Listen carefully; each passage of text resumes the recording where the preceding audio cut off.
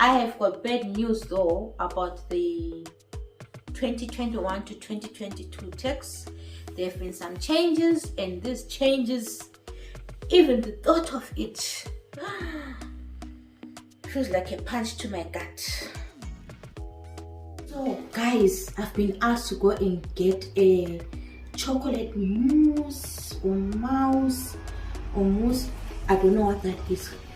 The only mousse that I know is an animal. So I got the nearest chocolate thing that I could find. I couldn't even ask because I'm afraid if I ask, they might even laugh at me. So let me tell you the secret to avoiding paying a lot of tax. Oh, Troy, it appears as if you're feeling cold. Maybe you need a jumper. Then Troy hears the manager saying maybe you need a jumper. What does Troy do? Troy starts jumping up and down. For the past 2 years, I've actually worked up to the higher interest rate of £50,000 per annum, just to prove. Hello friends, welcome to my YouTube channel, the channel where we keep things real. Today we are going to be getting into the reality of nursing in UK, particularly for overseas nurses. So my name is Pauline Moyo. I'm a UK registered general nurse. Before I came here, I used to work as a tutor at Mpilo School of Nursing in Zimbabwe. So I came here through an agency called MMA, and MMA is a great agency. My process for coming here was really smooth. I was so happy with the process to the extent that I actually volunteered to be one of their CPT mentors. You know, the CPT test that nurses write before they come here and work in the UK. Being a CPT mentor gave me an opportunity to interact with people from many countries.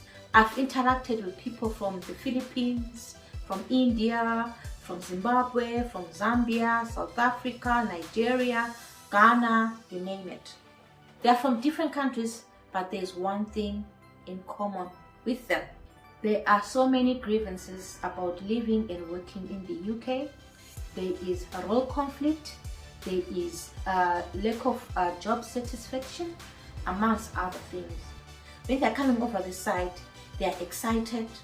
I'm going to be a nurse in UK, I'm going to be dressing wounds, I'm going to be giving drugs, I'm going to give medication and all those things that you'll be doing in your country. But the reality on the ground does not meet the expectations.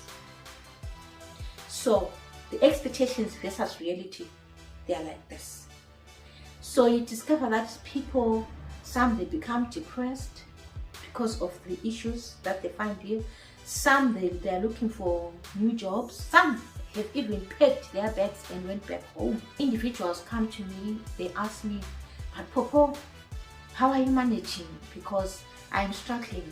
I'm failing to make ends meet. It seems like the rentals are exorbitant and I'm basically living from hand to mouth. You hear other people say, the more you work, the more tax you pay. And if you do overtime, you're only working for the government because you give all the money back to the government. People are being misinformed about living and working in the UK. So today I'm going to be dispelling the myths and misconceptions about the UK tax and the UK overtime, and I'm also going to take you through the roles of a UK nurse if you are an overseas nurse. Let's get into it. I heard they asking for the queen. I'm a bad bitch, she's a savage. Look back while I twerk. No comparison. I'm a savage, yeah. Classy, bougie, gadget, yeah. Sassy, moody, nasty, yeah. Hacking, stupid, what was happening? I'm a savage. So when you're coming to work here in UK, you're always told that you're going to work as a pre-registered general nurse. But the interesting bit is that the roles and duties of a pre-registered general nurse are not really clarified. Rather, they are not even there in your contract. So when you come here, you've got your own expectations, because you always have expectations when you're getting into a new job. But then the thing is, according to the NMC, you cannot assume the role of a nurse unless you have completed certain trainings. For example, you have to complete a training in drug assessment, or it's cannulation, or in dressing. You have to be certified competent for you to be able to do any of those procedures. So you are not going to be doing those procedures that you are anticipating. What is going to happen is, I'll give you an example. Me, when I came here to work as a nurse, first day I was given a mentor. The mentor that I was given was a healthcare assistant. The role of the care assistant was to orient me into the new environment and show me their routines, what they do every day. So basically, the roles that you are going to be assuming are, for example, toileting patients, showering them, helping them with mobility, helping them with eating. Basically, you are looking at the activities of daily living. It's not as easy as it sounds. It's very difficult, especially if you are coming from outside the UK. So I'll give you an example. There I was, first day, I was being oriented, and I was being oriented on how to do personal care. So I'm there observing what is being done. And then suddenly one of the carers says to me, "Can you go and get us a pet?" Go and get us a pet. I was so confused. What was confusing me more is that they were actually doing personal care to a male patient. So they told me, "No, it's in the pet store. They're going to get you. See, it's written pet store outside." So there I was. Went to the pet store, looked around, saw sanitary pads, took the sanitary pads. I went with them. So there I was, standing there carrying the sanitary pads, and then looking at me. That was just the first of many embarrassments. You see, you find out that there are some duties that you feel as if, I don't think I should be doing these duties. If you happen to be put on night shift, remember you are not yet a registered nurse, so probably when you're put on night shift, you're still going to be executing the carer's duties. And as you're carrying out those duties, sometimes you ask yourself, am I really a nurse? For example, you'd be expected to prepare meals for your residents, supper, prepare supper for your residents. After working and putting them in bed, you're supposed to sweep the floor, clean the chairs, go to the kitchen, wash the dishes, put them in order, and then in other places you're actually expected to do the laundry. So most of the times these things are so frustrating, because you'd be thinking that, no, in my country I don't do this. You're no longer in your country, my dear. You're no longer in your country, so when you come here, you have to adjust, and you have to bear in mind that it is only a temporal situation until you get your PIN when you pass, after passing your OSCE. But another problem comes in when you have passed your OSCE, and now the roles have to be reversed. The carer who was mentoring you is now under you. You are now the supervisor, and you're supposed to be delegating duties. So it becomes very difficult that this carer has been watching you do all these blunders, do all these mistakes, and you're now coming to the same carer and trying to delegate duties. So most of the time they don't tend to appreciate that change, because change is always difficult anyway. It becomes difficult for you to actually delegate that carer, because deep down you're still humiliated by all the things that you did when you initially came here. When you're embarrassed many times, it tends to wreck your confidence, and once your confidence is wrecked, it changes your whole demeanor. Sometimes even your mood changes, you become depressed. Sometimes you don't even know certain things, but you are afraid of asking, because if you ask, you are afraid they're going to laugh at you. So the tendency is people no longer want to seek help because they are afraid of being embarrassed time and time again. But it's not supposed to be like that, guys. I'll tell you one important thing. Remember, the NMC code says recognize and work within the limits of your competence. So what you have to do is, if you have problems, do not keep quiet. I repeat that, do not keep quiet. Speak to the next person. Talk to your deputy manager to assist you. Talk to your manager. Don't die in silence, because most of the time people tend to become depressed. At the end of the day, they start looking for jobs elsewhere. Some even pack and go back home because they cannot handle the pressure, they cannot handle the situation, but they're not talking to anyone. I know at times we've got fear of being victimized. If you have fear of being victimized, you can always call the helpline anonymously and you seek help.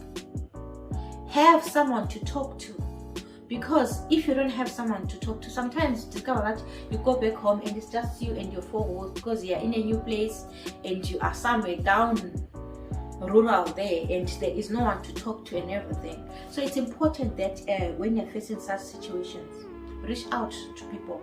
Otherwise, if you don't reach out to people, you are going to be depressed, you're going to be miserable, you're going to hate your time here in UK. Understand? So now we're going to talk about overtime. When I came here to the UK, I was told that I shouldn't take overtime, because if you take overtime, you are going to pay too much tax. But I wanted to prove that for myself. I wanted to take the risk. I wanted to find out for myself. Oftentimes, I've been told that don't work to 50,000. If you work up to 50,000 pounds, when you start the new tax year, you're going to be charged 40% of the tax. There's nothing like that. Each tax year is a new year. So I have personally worked up to 50,000, and I'm going to show you my payslip shortly. Check this out. So guys, this is my payslip for 2020 to 2021. As you can see, my name there, Miss Pauline Moyo, and this is a week 52, 30 March 2021.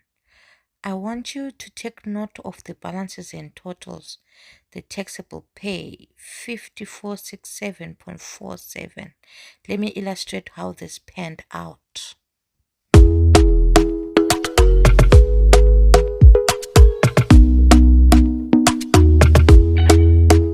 Talk to me nice, talk to me honestly. Look in my eyes, don't let it fall on me. Say you're a good guy, make me believe it. Don't wanna hear it, I wanna see it. See how rewind, when we rewind, feels so nice. We time, you me feel right. I can't help that this sweet talk. I'm already on my way. I'm pulling up, don't be late. I'm gliding through all the lanes.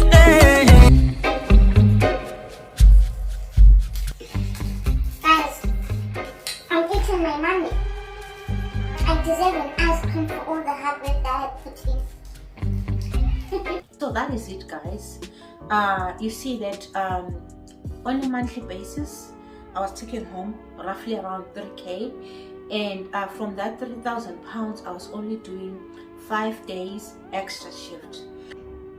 Yes, you pay a lot of tax, I will not deny that, but you also come out with a substantial amount of money, because if you are comparing your basic rate, if you're not going to do extra time, the basic rate in NHS is just 1.8 at the end of the month, 1.7, 1.8 at the end of the month, and the basic rate at a care home is around 2,000. So can you imagine that extra 1.3. For example, if you're working in NHS, that extra 1.3, maybe let's just say over 10 months, you'll be having 13,000 pounds. That money is enough to actually deposit a house, and you can actually start paying for your mortgage in your own home instead of paying rent of 1,200 pounds for a 2-bed flat in London. You see, so what you have to know is that when you are working, you have to be smart in your way of working. So I am going to show you how you work as an individual. The problem comes in when one decides they want to be Superman and flex their muscles and want to work 28 days per month, and then they come and complain and say the more you work, the higher the tax. I'm going to illustrate to you how I work and manage to get 3k per month, because what I basically do, I only do 5 days a week. I only work 5 days a week, which is nothing out of the usual, because where I come from, we work 5 days a week. So let me tell you the secret to avoiding paying a lot of tax. The secret to avoiding paying a lot of tax is downloading an app called the HMRC app. HMRC app. I'm going to illustrate to you how this app works. I'm very sorry guys, I'll be taking you to class today. That's what I know best.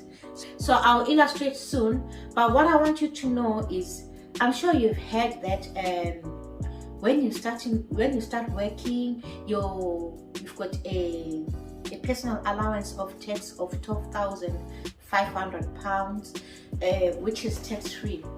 And then the expectation is that every year when you're starting a new tax year, you're expecting that first few months, the first 12,500 tax free. That is not the case. So I'm going to explain to you how the tax system actually works in UK. So when we look at the UK tax, it is, I'll rather say, I'll put it like it is in a tier system. Personal, I would call it tier 1, tier 2, tier 3 to make it easier to understand. So in tier 1, there is the personal allowance, the tax which is called the personal allowance, which is the money which the government does not tax you at all. I have got bad news though about the 2021 to 2022 tax. There have been some changes, and these changes, even the thought of it feels like a punch to my gut. Last year, your personal allowance was 12,500. Okay, let me say mine. My personal allowance, which is tax-free, was 12,500. And then this year, it's 12,570. I'm going to show you shortly anyway. It's 12,570. And then the basic rate last year, you were being charged 20% from 12,500 all the way to 50,000 pounds. But now it has been reduced from 50,000 to 37,500, which is a huge amount of money, and it makes me very, very, very unhappy. I don't want to lie, I'm not happy about that, because I'm used to hustling. I'm a hustler. So how do I hustle if from 37,500 going upwards, I'm going to be charged 40%? It's going to be very difficult to hustle this year. So that is the sad news about tax. So from 37,500 to 150,000 pounds, you are now being taxed at 40%. That is very painful. I'm pained. I'm going to show you how you can work and get at least 2,800 pounds every month for 12 months without feeling the punch from the taxman. Okay, so guys, you download the HMRC app, which is this one. HMRC is responsible for collecting your taxes, so you will have to input your passcode, which is supposed to be a secret, so I'm not going to reveal it. And once you're in there, if you look at the pay as you earn, it's actually going to show you how much I'm supposed, my tax code and the estimated taxable income for this year, which is 50,282. So now we're going to get into the calculation of the tax. If, for example, you work for 5 days, so 5 days is roughly 4,000 pounds. And if you work for 4 weeks, there you put it as per 4 weeks. And if you calculate the tax, you will see that you will get 2,988 pounds per month. So I'm going to explain the tiers that I was talking about. So guys, the UK tax is actually calculated on a cumulative tax basis. So for example, this is the tier 1. As you can already see, we already have a tax-free allowance of 967.62. So it's 967.62 because the tax-free allowance of 12,570 is actually evenly distributed throughout the 12 months. That's why you get taxed every month. So our tier 1 is the tax-free allowance of 12,570. And then we move on to our tier 2, which is when we are being taxed at 20%, which is also evenly distributed throughout the year, and I've already calculated it to be at 2,900 pounds. So the second 2,900 pounds that you make is actually calculated at 20%. And then when you move to the third tier, is anything above 2,900 pounds, which will be calculated at 40%.